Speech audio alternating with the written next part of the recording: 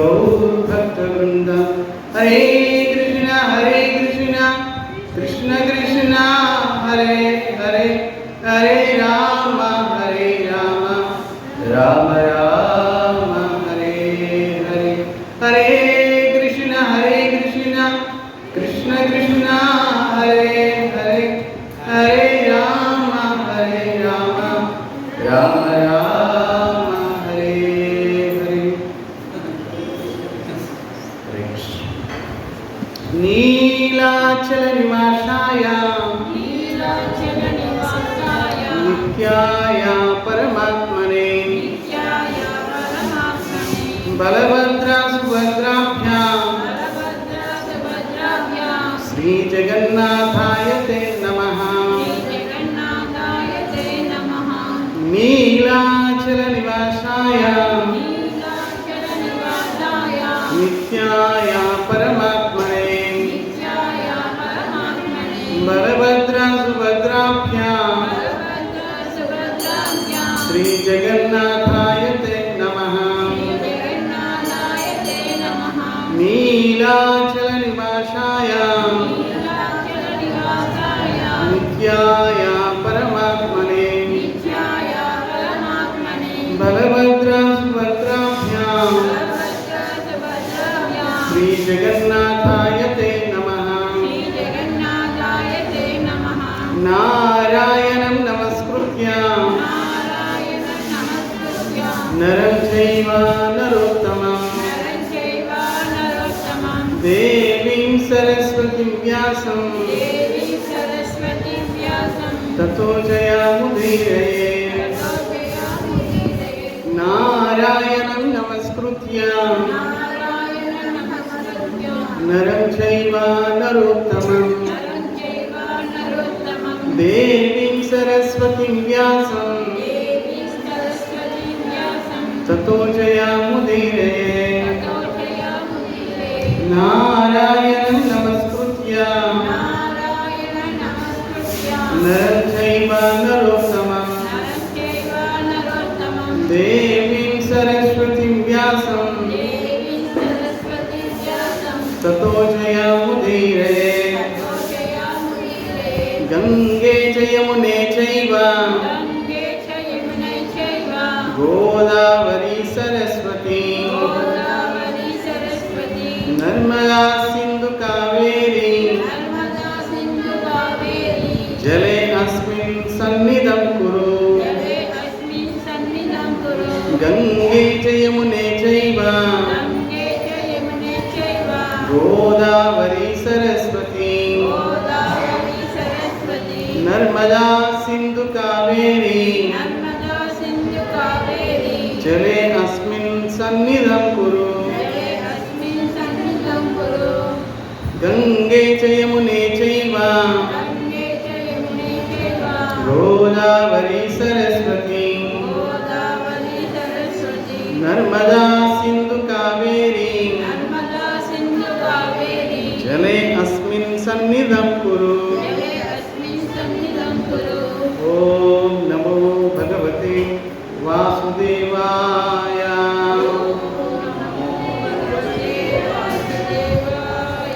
ओम नमो भगवते वासुदेवाय।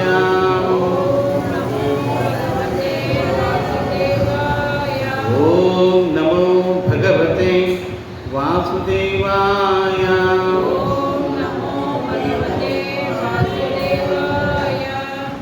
श्री श्री राधा गोपीनाथ स्वामी श्रीमद चैतन्य महाप्रभु वाరు శ్రీమతి రాధారాణి శ్రీల గురుదేవులు శ్రీల ప్రభుపాద వారు అనంతకోటి వైష్ణవ బృందం పూజ్యపాత్ర త్రిజని స్వామి భక్తికంకర వనమారాజు గారు అందరి యొక్క విశేషమైన అనుగ్రహం వల్ల శ్రీ జగన్నాథ కథామృతం ప్రవచించడానికి మాకు శ్రవణం చేయడానికి మీ అందరికీ కూడా ఈ సద్భాగ్యం.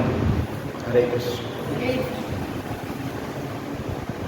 ఈ కలియుగంలో కేవలం భగవంతుని నామమే ఈ భయంకరమైన భవసాగరం నుండి బయటపడతాడు. ఎలా సముద్రం ఉంది, సముద్రంలో ఈదడం ఎవరికైనా అసాధ్యం. ఎంత గజీతుగాడైనా సరే సముద్రంలో ఈదడం అసాధ్యం. ఒకవేళ సముద్రంలో పడిన వ్యక్తి బయటికి రావాలంటే ఒక నావ సహాయం తీసుకుంటే ఆ వ్యక్తి బయటికి రావాలి. భవసాగరము సాగరం. ఎందుకు భవసాగరాన్ని, సంసారాన్ని సాగరంతో కంపేర్ చేశారు, పోల్చారు. ఎందుకని ఈ సంసారాన్ని సాగరంతో కంపేర్ చేశారు, పోల్చారు? కారణం ఏంటి? ఇంకేం దొరకలేదండి.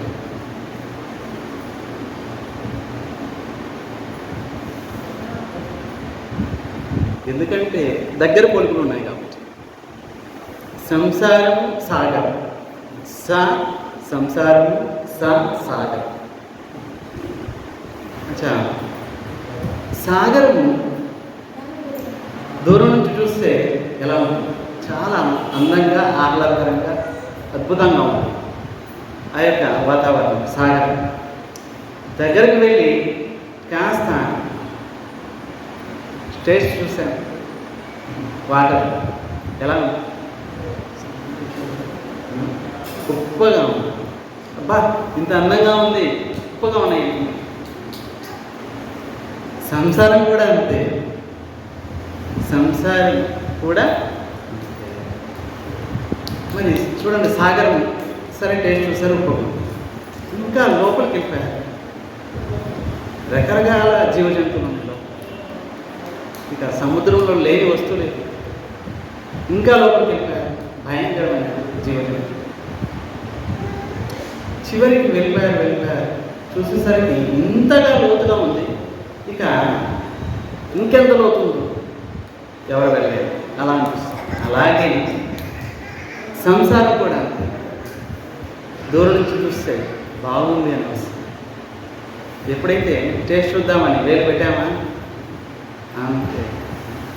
మరి దాంట్లో ఉన్న అన్నీ కూడా ఒక్కొక్కటి ఇంకా లోపలికి వెళ్తే ఇంకా లోపలికి వెళ్తే మరి సాగరం నుండి బయటపడాలంటే ఒక నావ సహాయం కావాలి. ఈ సంసారం నుండి బయటపడాలంటే వైష్ణవుల యొక్క సహాయం. వైష్ణవులే నావ, వారి సహాయం. ఏకాగ్యమా నహి పాయబల్ హరినామ సంకీర్తన. ఒక్కరం ఈ సంసారం నుండి, సాగరం నుండి బయటపడ్డాయి. వైష్ణవుల కృప అయితే, గురువుగారి కృప అయితే, గురువుగారి కృప, వైష్ణవుల కృప అనే నావతోటి ఈ భయంకరమైన సంసారం నుండి బయటపడాలి. కనుకే భక్తుల సాంగత్యం ముఖ్యము. భక్తుల సాంగత్యం లేకుండా, ఇప్పుడు చూడండి మందిరం కట్టారు. మరి మందిరం లేకపోతే మనం అందరం కూర్చొని చెప్పుకోగలమా? మందిరమే లేకపోతే మరి ఎవరింట్లో వాళ్ళు ఉంటారు.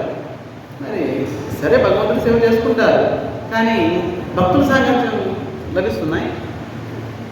ఇప్పుడు మందిరం కట్టాము, ఒక ఆశ్రయం వచ్చింది, అందరం వచ్చాము, ఒకరు చెప్తారు, అందరూ వింటారు.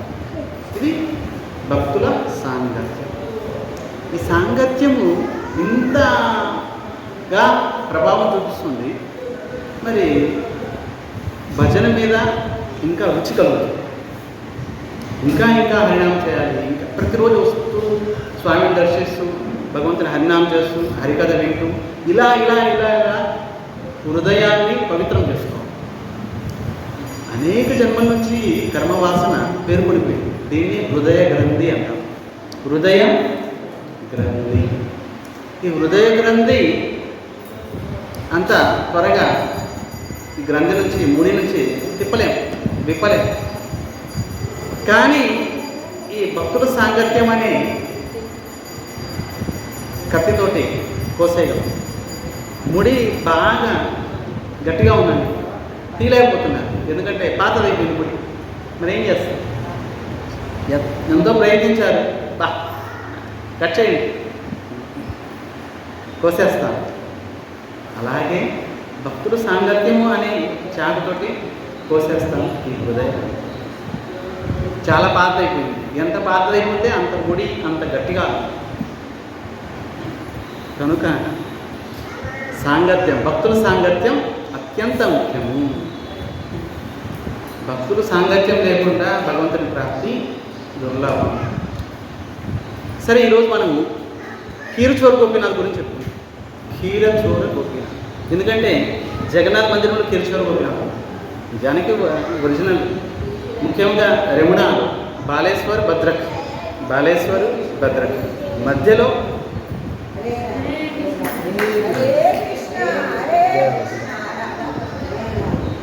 బాలేశ్వర్ తర్వాత ఒక 10-15 కిలోమీటర్లు భద్రక్ మధ్యలో, బాలేశ్వర్ తర్వాత 15 కిలోమీటర్లు రెముణ అనే ఒక ప్రదేశం వస్తుంది. అక్కడ క్షీరచోర గోపీనాథ్ చాలా అద్భుతమైన దర్శనం. ఎప్పుడైనా వెళ్తే అన్ని కవర్ చేస్తారు. జగన్నాథపురి, అల్లనాథ్, సాక్షిగోపాల్, క్షీరచోర గోపీనాథ్. ఇంకో గోపీనాథ్ ఉన్నారు చూడండి. క్షీరచోర గోపీనాథ్ ఒక గోపీనాథ్, తోటా గోపీనాథ్ పురిలో ఉన్నారు. తోటా గోపీనాథ్ ఆ విషయం మనం మళ్ళీ ఈ వీక్లో చెప్పుకుంటాం. పూరిలో దర్శించే ప్రదేశాలు వస్తుంది తోట గోపీనాథ్. ఖీర్, ఖీర్ అంటే పాయసం, ఖీర్ అంటారు. ఖీర్ అంటే పాయసం. జగన్నాథ్ మందిరము మనము విమలా మందిరము దాటిన తర్వాత మీకు క్షీరచోర గోపీనాథ్ లోపలే కాంపౌండ్ లోపల చాలా అద్భుతంగా దర్శనం. విమలా మందిరం దర్శనం చేసి క్షీరచోర గోపీనాథ్, క్షీరచోర గోపీనాథ్ తర్వాత సాక్షిగోపాల్ తర్వాత కాంచీ గణేష్ తర్వాత ఇంకా లక్ష్మీ మందిరంలో కూడా హనుమంతుడు ఉన్నారు. మరి హనుమంతుడు ఎందుకున్నారు లక్ష్మీ మందిరం? ఆ విషయం కూడా చెప్పుకుంటాం. సరే, ఈరోజు క్షీరచోర గోపీనాథ్ గురించి చెప్పుకుంటాం. పూర్వము ఒక 500 సంవత్సరాల క్రితము శ్రీల మాధవేంద్రపురి మహారాజ్ అనే ఒక గొప్ప భక్తుడు. ఆయన ఇంతగా విరక్తి పురుషుడు, వైరాగ్య పురుషుడు. ఆయనే మొట్టమొదట మన సంప్రదాయంలో బ్రహ్మ మాధ్వ గౌడీయ సంప్రదాయం, ఈ సంప్రదాయంలో మొట్టమొదట అంతకుముందు ఏంటి ఎక్కువగా అయితే లక్ష్మీనారాయణుడు, తర్వాత గోపాల్ పూజించేవారు. తర్వాత ఇక్కడ నుంచి స్టార్ట్ అయిపోయింది రాధాకృష్ణుల ఉపాసన.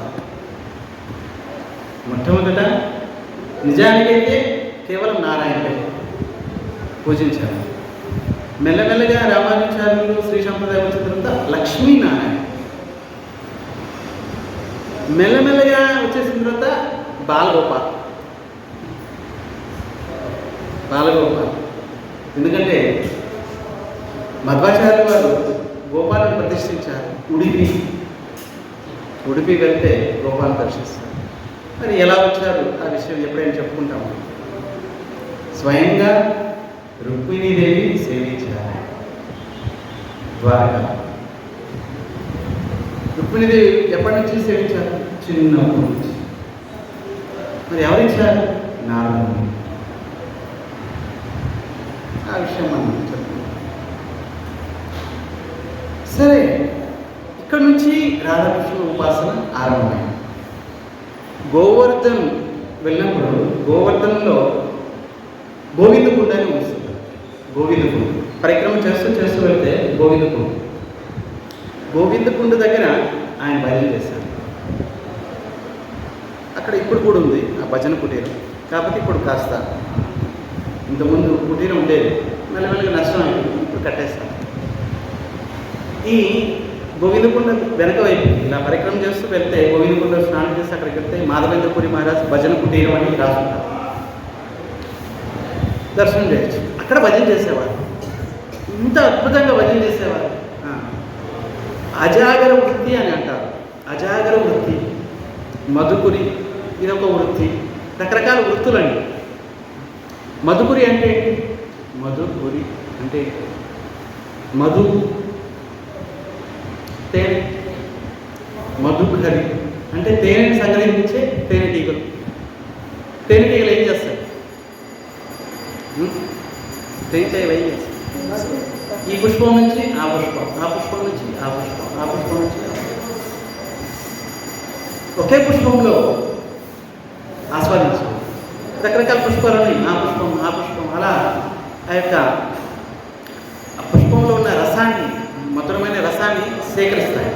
సేకరించి మధు అంటే తేనెని తయారు చేస్తారు. ఈ తేనె ఈ సాధువులు కూడా 2 వృత్తులు ఉన్నాయి.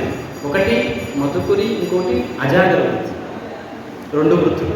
ఏ వృత్తి అయినా తీసుకోవచ్చు. ఈ రోజుల్లో తక్కువ అయిపోయింది. ఈ రోజుల్లో అన్నీ వచ్చేస్తున్నాయి, అన్ని సామాన్లు వస్తున్నాయి, గ్యాస్ వస్తున్నాయి, వంట వండుకోవచ్చు, గోపాలు పెట్టుకోవచ్చు, తినవచ్చు, అన్నీ చేయవచ్చు. సరే, ఈ మధుకరి అంటే ఒక 2-3 ఇంటికి వెళ్ళి అన్నం కానీ, పప్పు కానీ, చపాతీ కానీ, మరి ఏది ఇస్తే అది 2-3 ఇల్లులే. మళ్ళీ ఒకే ఇంట్లో మళ్ళీ ఎప్పుడు వెళ్ళకూడదు. అబ్బా ఈ ఇంట్లో మంచి మంచి చేస్తున్నారు, మరి ఇంటికి వెళ్ళిపోవచ్చు, అలా ఉండదు. ఒక 2-3 ఇల్లు, ఏది లభిస్తారు, అన్నం కానీ పప్పు కానీ, ఏది లభిస్తే సంతృప్తి అయ్యి తీసుకోవటం, స్వామికి సమర్పించడం, తీసుకోవటం. ఇది మధుపురి అని. వంట వండుకోవాల్సిన అవసరం లేదు, వస్తువులు ఎక్కడి నుంచి వస్తాయి ఆ చింత లేదు. వెళ్ళిపోతారు సమయానికి. ఆ బ్రజవాసులు వారు సాధువుల కోసమే ప్రత్యేకంగా మొట్టమొదట బ్రజవాసులు వారు వండినవి మొట్టమొదట ఆవుకి, గోవుకి ఇస్తారు. గోవుకి మొట్టమొదట సమర్పిస్తారు. గోపాలుడు, గోవు, సాధు 3 గోపాలు సమర్పించారు. గోపాల ప్రసాదము గాయ, ఆవు. గోపాలుడు, ఆవు ప్రసాదం, సాధు. మరి సంతృప్తి అయిపోవాలి, ఏం లభిస్తుంది, ఎందుకంటే ప్రసాదం. ఇది మధుకురి అని అంటారు. అజాగర వృత్తి అంటే మధుకురి వెళ్ళకూడదు, వెళ్ళడం కూడా జరగదు. మరి ఏం చేస్తారు, ఎలా తింటారు? ఒకే స్థానంలో కూర్చొని భజన చేస్తారు. అనాయాసంగా, అప్రయత్నంగా ఎవరైనా వచ్చి ఇస్తే వాటితోటి సంతృప్తి అవుతారు. ఒకవేళ ఎవరు రాలేదు అనుకున్నాం, అంతే, వీళ్ళేమి వెళ్ళరు, అర్థమైంది. సరే, ఒకరోజు రాలేదంటే అలాగే ఉంటారు, మంచి అలాగే ఉంటారు. సరే, భగవంతుడి ఇష్టం, తర్వాత రోజు వస్తే స్వీకరిస్తారు. ఇలా దీన్ని అజాగర వృత్తి అని అంటారు. మాధవేంద్రపురి మహారాజు అజాగర వృత్తి చేశారు. అనాయాసంగా, అప్రయత్నంగా ఏదైనా వస్తే స్వీకరించారు, లేకపోతే వస్తాయి. ఒకసారి ఏం జరిగింది, గోవిందకొండ నికటంలో అక్కడ భజన చేస్తూ 1 రోజు, 2 రోజులు, 3 రోజులు, 3 రోజులు అయిపోయాయి. ఎవరేం ఇవ్వలేదు. వర్షం వస్తుంది. మరి గ్రామవాసులు ఆ వైపుకి వెళ్ళడం లేదు. వర్షము కంటిన్యూగా వర్షం వస్తుంది. మరి ఎవరు రాలేదు. 3 రోజులు అయిపోయింది. కానీ ఆయన అలాగే కూర్చొని భజన చేస్తారు. సరే, భగవంతుడి ఇష్టం, ప్రాణం ఉంది, భజన చేస్తుంది. ప్రాణం పోతే భజన చేస్తున్నారు. కానీ గోపాలుడు దయగలిగిన వాడు. భక్తులు బస్తుగా ఉంటే చూస్తూ ఉంటారే. గోపాలుడు ప్రకటమైపోయారు. ఒక మట్టి కుండలో పాలు తీసుకొని వచ్చి, ఆయన చేతిలో ఒక కర్ర ఉంది, ఇంకో చేతిలో మట్టి కుండ పాలు ఉంది. ఓ మాధవేంద్రపురి మహారాజ్, ఓ మాధవేంద్రపురి మహారాజ్ అని కేకలు వేస్తున్నారు. బయట లోపల భజన చేస్తున్నారు. ఎవరేంటి, ఇంత పెద్ద వర్షం వస్తుంది, ఎవరు పిలుస్తున్నారు? ఓ మాధవేంద్రపురి మహారాజ్, నేను వచ్చాను. ఎవరే మీరు? చిన్న పిల్లవ, 5-6 సంవత్సరాల పిల్లవ. ఒక చేతిలో కర్ర ఉంది, ఒక చేతిలో పాలు ఉంది. ఎవరయ్యా, తెలిసిన వాళ్ళలాగా ఎవరు మీరు? మా అమ్మగారు పంపించారు. మీ అమ్మగారు మాకు తెలుసా? మా అమ్మగారు చెప్పారు, అయ్యో ఆయన 3 రోజులు చేయం తీసుకోలేదు, కాస్త పాలన్నీ ఇచ్చి పంపించారు. మరి ఈ వర్షం లేదు. వర్షంలో మా అమ్మగారు పంపించారు. నువ్వేం చేస్తుంటావు? ఇక్కడే ఆవుదోడుని మేపుతూ ఉంటాను. సరే, ఆ పాలకుండా తీసుకున్నారు, ఆయన తాగారు. ఇంత మధురంగా ఉన్నాయి, ఎందుకంటే స్వయంగా కృష్ణుడు వారి పాలించారండి. ఇంత మధురంగా ఉన్నాయి. ఆయనకి అసలు బాహ్య స్పర్శ అనేది కలగదు. సమాధి మగ్నం అయిపోయారు. ఇంత భావావేశం అయిపోయారు. అష్ట సాత్విక వికారం వచ్చింది.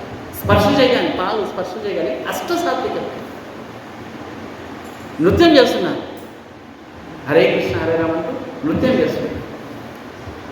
ఇక ఇలా తాగి ఇలా చూస్తారు. చూసేసరికి అరే గోపాలు వచ్చారు, పని అయిపోయింది, వెళ్ళిపోయారు. కనిపించడం లేదు. అరే పాత్ర తీసుకెళ్ళండి, ఎక్కడికి వెళ్ళారు ఏంటి అని చెప్పి బయటకు వచ్చి చూసేసరికి ఇంకెక్కడ అంతర్ధానం అయిపోయారు. మళ్ళీ వస్తారేంటి?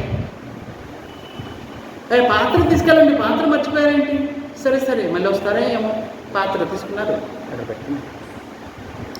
రోజంతా చూస్తున్నారు, ఎక్కడికి వెళ్ళిపోయారు. పాత్ర తీసుకెళ్ళడం మర్చిపోయారు. మళ్ళీ వాళ్ళ అమ్మగారు అరుస్తారేమో. సరే సరే చూశారు. ఎప్పుడైతే ఆయనకి బాహ్యస్పర్శ వచ్చి ఆయన అనుకుంటున్నాడు, నేను తాగిన పాలు జీవితం ఎన్నోసార్లు పాలు తాగాను, కానీ ఈ పాలులాగా ఏ పాలు లేదు. స్వయంగా చిన్నపిల్లవాడి రూపంలో గోపాలుడే వచ్చి ఉంటాడు. గుర్తుపట్టాడు. అప్పుడు మనసులో అనుకుంటున్నాడు, ఈసారి వచ్చేవా అసలు వదలనే వదలను. భగవంతుడు అనుకుంటున్నాడు, ఈసారి ఎందుకు వస్తాను. మరి ఆయన మనసులో అనుకుంటున్నాను, బా గుర్తుపట్టడం లేట్ అయిపోయింది, ఈసారి వచ్చావంటే ఇంక అసలు వదలనే వదలను. దొంగచాటుగా వచ్చావు, పాలు ఇచ్చావు, వెళ్ళిపోయావు. మళ్ళీ ఇంకా రెండోసారి కనిపిస్తుంది. అద్భుతమైన ఆ రూపం చూశారు. ఆ చిన్మయమైన ఆ పాలు తాగారు. గోపాలుడే. ఆకలిగా ఉన్నాను 3 రోజుల నుంచి, అందుకే గోపాలుడు వచ్చి నాకు ఇచ్చారు. భక్తుల్ని రక్షించడానికి, యోగక్షేమాన్ని చూడటానికి భగవంతుడు ఎప్పుడు కూడా, ప్రతి క్షణం కూడా భగవంతుడు స్వయంగా అంటున్నారు భగవద్గీతలో, నా భక్తుల్ని నేను స్వయంగా రక్షిస్తాను.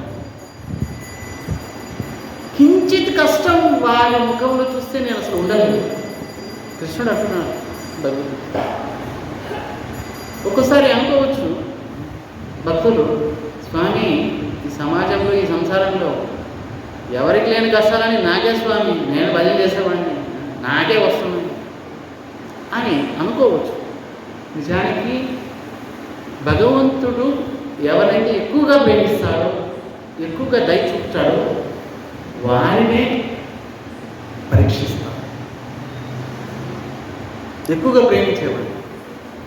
ఎందుకంటే ఇంతగా ప్రేమిస్తున్నాడు, ఆ భక్తుడు లేకుండా ఆయన ఉండలేదు. తొందరగా తీసుకెళ్ళడానికి ప్రేమిస్తాడు. లేనిపోని కష్టాల్లో తోసేస్తాడు. నాకెందుకే వచ్చింది, భజన చేసుకున్నాడు. భజన చేస్తాడు వాడికి, నీకే ఎక్కువ కష్టాలు రావాలి, వస్తే ఇంకా ఎక్కువ భజన చేస్తాడు. గంగాదేవి ఎక్కడి నుంచి? గంగోత్రి నుంచి ప్రవహిస్తుంది. మరి ఆవిడ ప్రవహించే దాంట్లో ఎన్ని ఆటంకాలు ఉంటాయి. ఏమన్నా ఆవిడ ప్రవహించడానికి రోడ్డు వేశారా? రెండమ్మ రండి. ఎన్ని ఆటంకాలు, పర్వతాలు, పెద్ద పర్వతాలు, అడవులు, చెట్లు, ఇవి అవి అన్నీ వస్తాయి. కానీ గంగాదేవి అన్నింటినీ దాటుకుంటూ చివరికి గంగాసారి కలుస్తుంది. మరి ఇన్ని కష్టాలు వస్తున్నాయి, నా వల్ల కదని కూర్చుంటున్నాయి.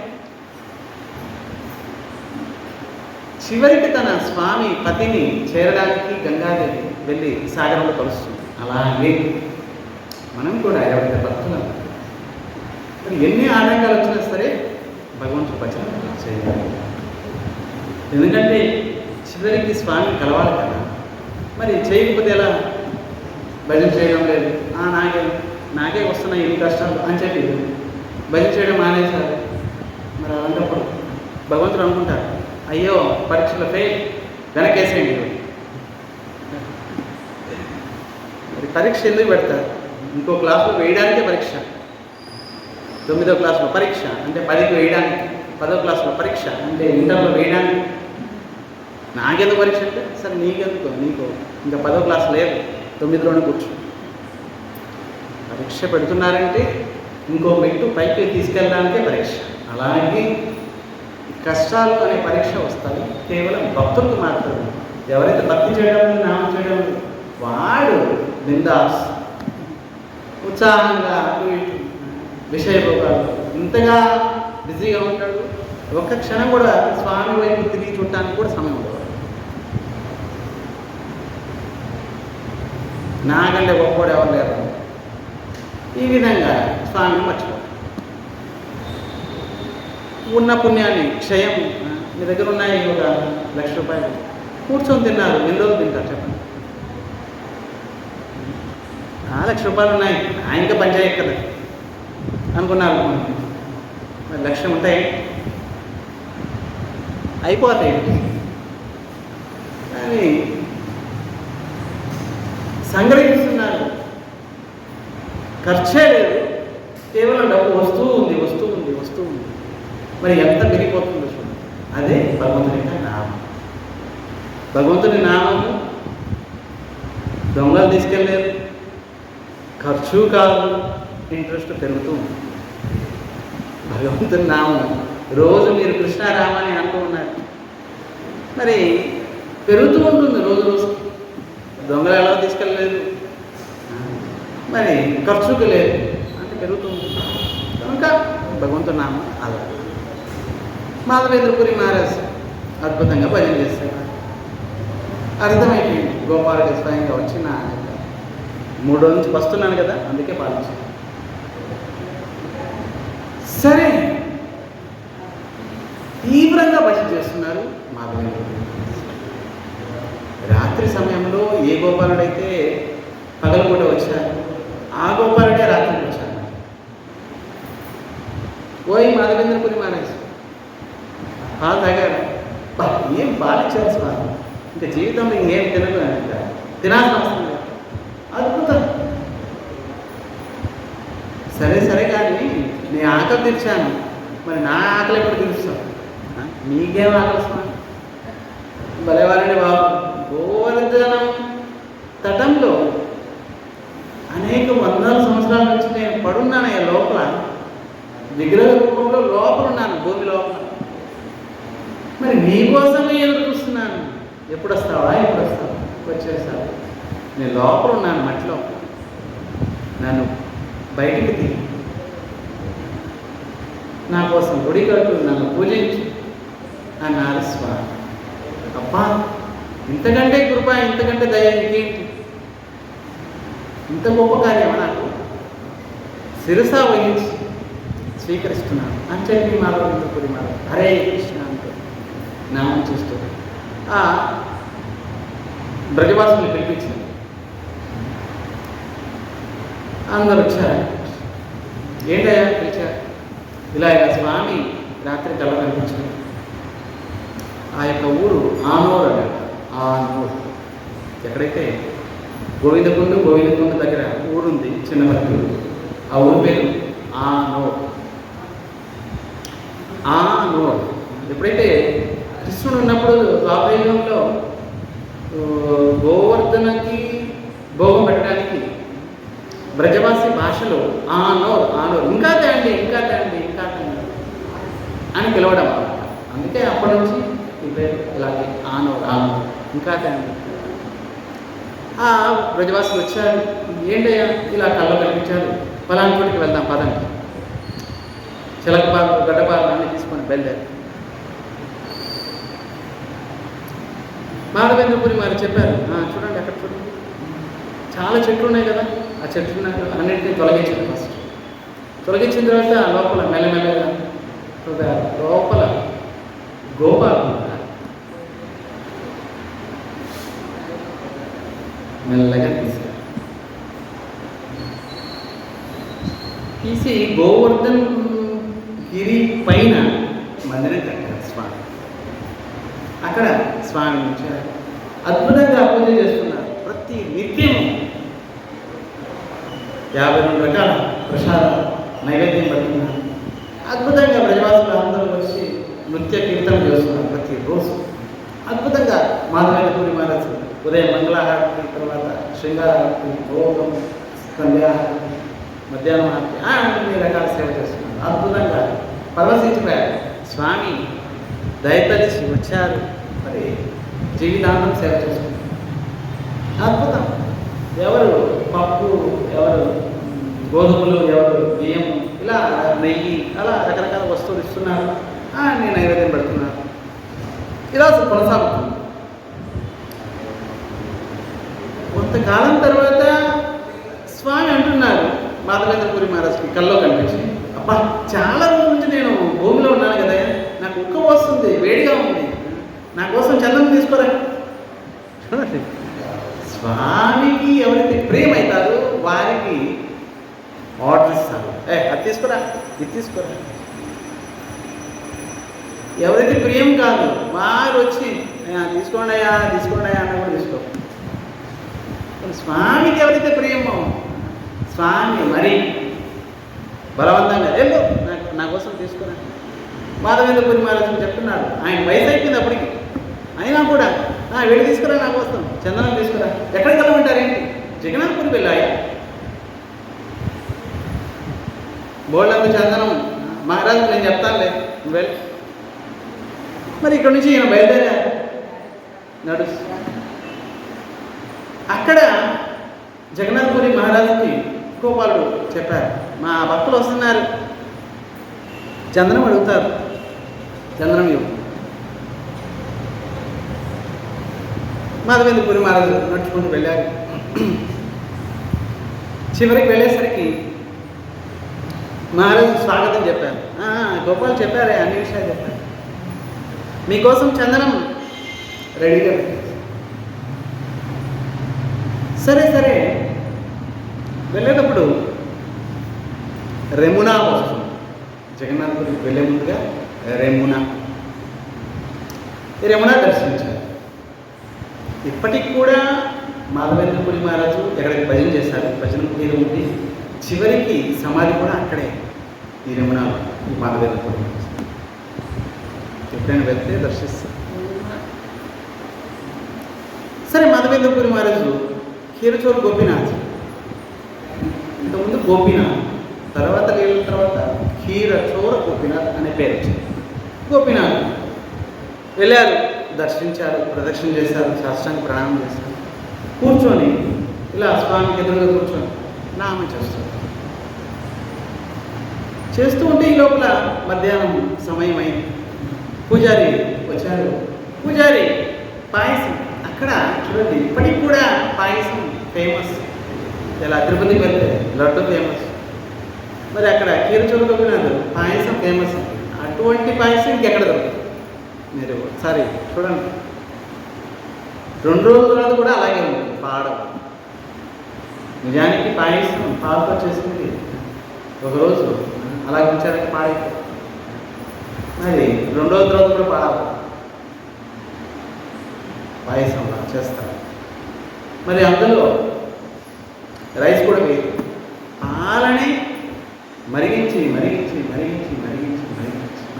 ఇక ఒక కాఫీ కలర్లో వచ్చేస్తుంది. మరిగించి చేయడం వల్ల కాఫీ కలర్ ముద్దగా వస్తుంది. పాయసం స్వామికి. మరి పూజారి రకరకాల పాత్రలు, మట్టి పాత్రలేనండి అక్కడ, ఎప్పుడు మట్టి పాత్రలోనే పాయసం స్వామికి ఎప్పుడు చూసినాం. సరే, మట్టి పాత్రలు తీసుకొచ్చారు, పెడుతున్నారు. ఈయన ఎదురుగానే చూస్తున్నారు, అన్నీ గమనిస్తున్నారు, ఎలా సేవ చేస్తున్నారు. ఎప్పుడైతే పెట్టిన తర్వాత ద్వారం వేసేసారు. కానీ ఈయన మనసులో ఒక చిన్న ఆలోచన వచ్చింది. సరే అద్భుతంగా మట్టి కుండలు తీసుకెళ్తున్నారు, ఏంటి స్వామి పెడుతున్నారు ఇక్కడ, మరి ఇలాంటి భావమే నేను మా స్వామి పెట్టచ్చు కదా. పోనీ నేను అడిగితే ఆయన ఏమనుకుంటారు పూజారి, అబ్బా వీడు తిండిపోతున్నా అనుకున్నాడు, తినడానికే అడుగుంటాడు అని అనుకుంటారేమో. మళ్ళీ పోనీ నైవేద్యం తర్వాత ప్రసాదం అడిగినా కూడా మరి ఈయన కళ్ళు ప్రసాదం మీద ఎప్పుడు అని అనుకుంటారేమో. మళ్ళీ ఆయన సేపు కూర్చున్నారు ప్రసాదం తినడానికి అని అనుకుంటారేమో అని చెప్పి అడగలేదు పాపం మాధవేంద్రపురి మహారాజ్. సరే రుచి చూద్దామని ఉంది, కానీ అడిగింది ఎక్కడ మళ్ళీ పొరపాటు అనుకుంటారు. సరే మాధవేంద్రపురి మహారాజ్ కొద్దిసేపు కూర్చొని భజన చేసి వెళ్ళిపోయి,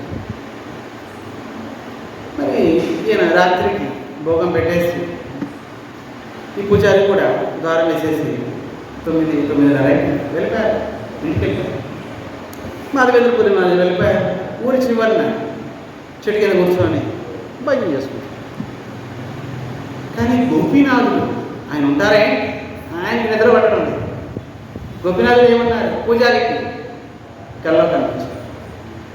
ఓయ్, నా భక్తుడు మాధవేంద్రపురి మహారాజు ఉన్నారు, పాపం నా ప్రసాదం ఒకసారి రుచి చూద్దామని అనిపిస్తుంది. పాపం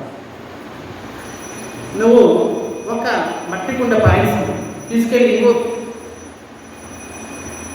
పూజారి ఏమన్నారు?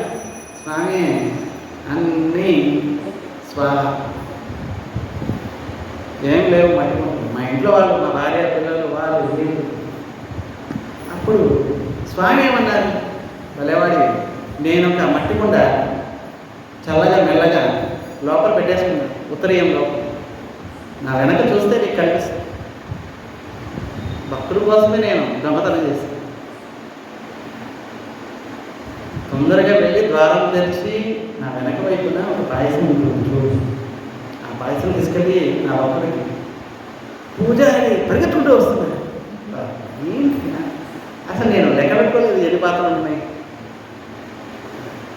హడావుడిగా ద్వారం తెరిచి చూసేసరికి స్వామి యొక్క ఉత్తరం వెనక పాయసం కుండ, చిన్న కుండ ఉంది. చూసి ఆశ్చర్యపోయాను. అరే, స్వామి భక్తుల కోసం దొంగతనం కూడా చేస్తారు.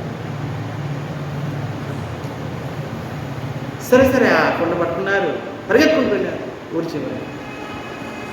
అయ్యా, ఎవరే ఇక్కడ మాధవేంద్రపురి అనే భక్తులు ఉన్నారంటే ఎవరెవరు? ఏమండి, ఏంటి? మీకోసము స్వామి పాయసం దొంగిలించారు, ఇది ఎంత పెద్ద గొప్ప భక్తులు అని శాస్త్రాన్ని మాధవేంద్రపురి మహారాజు అన్నారు. అయ్యా, ఈ విషయం ఎవరు చెప్పండి. చెప్పారంటే జనాలందరూ, ఊరి జనాలందరూ వచ్చి నన్ను ఎత్తేస్తారు. మీకోసం పాయసం దొంగిలించారు స్వామి, మీకోసం మీకోసం. చూడండి భక్తుల యొక్క లక్ష్యం. మనం ఏం చేస్తాం? ఏదన్నా చిన్న సేవ కానీ ఏదన్నా అయిందనుకోండి, మరి అందరికీ మనం ప్రకటన చేస్తాం. మన జన్మాష్టమికి పూలు కుట్టాము, ఆ డెకరేషన్ చేశాము. ఎవరనుకున్నారు? నేనే. ఆ రోజు చేసింది మీరే? అవును, ఇంకెవరు చేస్తారు? అంత బాగా చేసేది నేనే. మరి ఒకరికి కాదు, ఇద్దరికి కాదు, కనిపించిన వాళ్ళు అందరూ చెప్పారు. చూడండి చూడండి ఎంత బాగా, మీరు ఇంత బాగా ఎవరు చేస్తారు? నేనే చేస్తాను. ఇంకా మనసు స్థిరంగా కాదు, ఎంతమంది చెప్పినా కూడా మళ్ళీ ఫోటో తీస్తాం, ఫేస్బుక్, వాట్సాప్ పెట్టేస్తాం. చూడండి ఎంత బాగా చేస్తాం, నేనే చేశాను. కానీ ఇక్కడ మాధవేంద్రపురి వాళ్ళు అంటున్నారు, ఎవరు చెప్పండి. మరి వెంటనే తెల్లవారుజాము నేను బయలుదేరుతున్నారు. మళ్ళీ పూరి జనాలు తెలిసిపోతే మళ్ళీ పూరి వచ్చారు. ఈ లోపల స్వయంగా చందనమయాన్ని తీసుకున్నారు. స్వామి దొంగిలించిన యొక్క మట్టి కుండ పాయసం తీసుకున్నారు. మట్టి కుండను కూడా చూర్ణం చేశారు. ఎందుకంటే స్వామి హస్తం, స్వామి చెయ్యి స్పర్శ అయ్యారు. చూర్ణం చేసి కొద్ది కొద్దిగా మట్టి చూర్ణం తీసుకుంటున్నారు. స్వామి ఎంత దయగలిగిన వారు. ఎప్పుడైతే చంద్రం అంతా స్వీకరించి ఇంకా రెడీ అయిపోతున్నారు రావడానికి, మళ్ళీ ఏ గోపాలుడు అయితే గోవర్ధంలో ఉన్నారు, ఆయన కళ్ళలో వచ్చారు. సరే సరే, నీకు ప్రేమ నాకంటే ఆయన మీద ఎక్కువ ఉన్నట్టు. మరి ఆయన ఎవరు, ఈయన ఎవరు? గోపాలు అంటున్నారు, నీకోసం పాయసం కూడా దొంగిలించారంట. సరే సరే, ఆ చందనం మీద ఆయనకే ఇవ్వండి, ఆయన సమర్పించారు. గోపాలు అన్నారు. వెంటనే ఆ చందనం తీసుకెళ్ళి గోపినాథ్ సమర్పించారు. మరి జీవితాంతం అక్కడే కూర్చొని భజన చేశారు. ఇప్పటికి కూడా భజన కుటీరం సమాధి ఉంటారు. అలాగే దగ్గరలోనే రామచండి అని ఉంది. ఎందుకంటే స్వయంగా శ్రీరాముడు వనవాసం చేసేటప్పుడు ఒక దేవిని ప్రతిష్ఠించారు. ఆ దేవి రామచండి.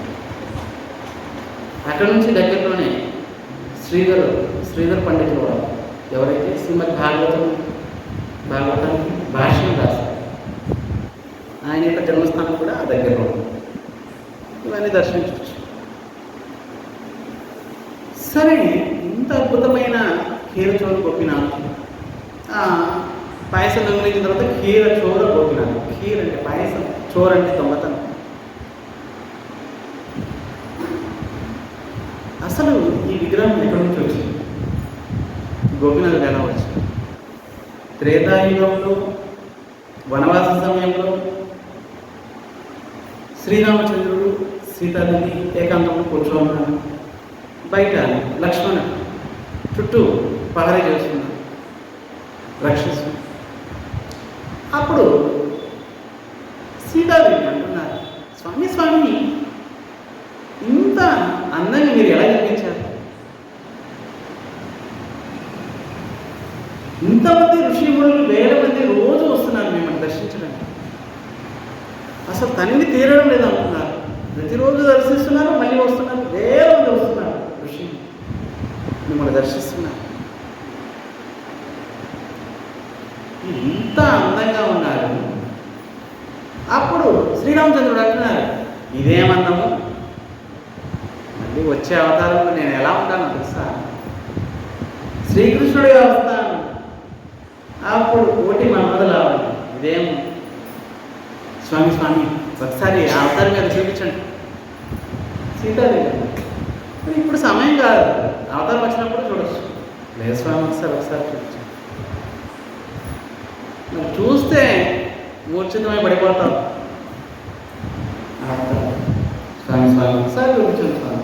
సీతాదేవి అక్కడ వనవాసంలోనే ఒక శిలాపలకం, పెద్ద శిల మీద తన యొక్క బాణంతో చిత్రం గోపీనాథుడు ఎలా ఉంటాడు, శ్రీకృష్ణుడు ఎలా ఉంటాడు, స్వయంగా శ్రీరామచంద్రుడే శ్రీకృష్ణుడి యొక్క చిత్రాన్ని తన బాణంతో చిత్రీకరించాడు.